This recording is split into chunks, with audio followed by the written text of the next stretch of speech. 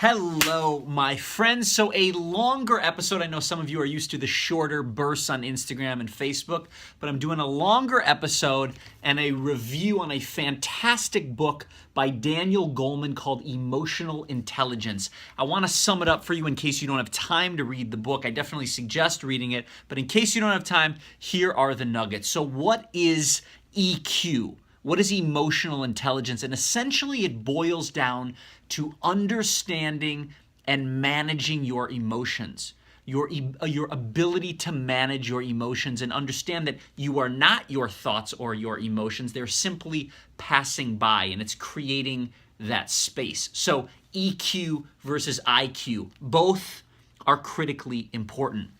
Couple of points here.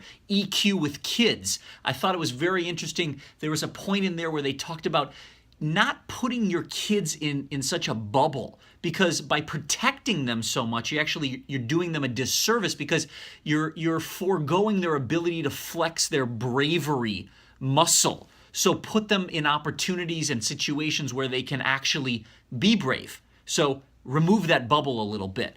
Also, put them in situations where you know they can thrive. So if you see that there's an area where they're really thriving, focus on that, fuel that. Don't focus so much on their weaknesses, plug their strengths. So that was EQ with kids. The next thing is there's two ends of the spectrum, basically. One is getting emotionally hijacked. Now, this actually happened to me. I became so overwhelmed by thoughts and anxiety and anxiousness and all of these things, and I had no muscle to sort of fight this off and deal with it and accept it. So that's emotionally getting hijacked. Legit, you're getting flooded. You're getting hijacked.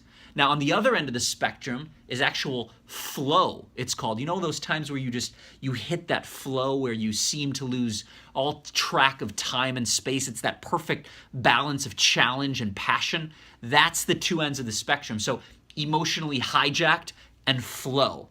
And we try to live somewhere in between for most of our lives.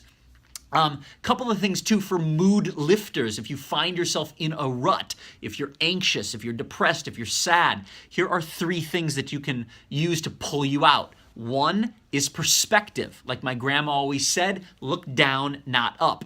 We're all in this together, so understand you're not the only one going through it. It's a shared experience. Number two, giving. Philanthropy, give of your time. Take a walk through a hospital. Go give your time at a soup kitchen. Philanthropy takes you out of that me game, that suffering game. Number three, exercise. Get those endorphins rolling. Get that sweat going. Get your heart rate up. Those three things can pull you out. Just kind of snap that and interrupt that pattern. So perspective, giving, and exercise. Also, two, EQ, our emotional intelligence, affects our physical health.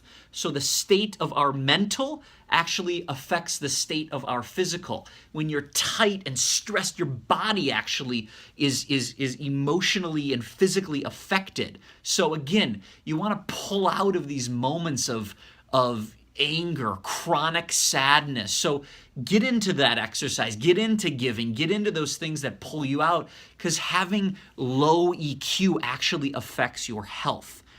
The last thing, one takeaway that isn't even in this book, but if I can say the action item to flex this EQ, this emotional muscle, it's meditation.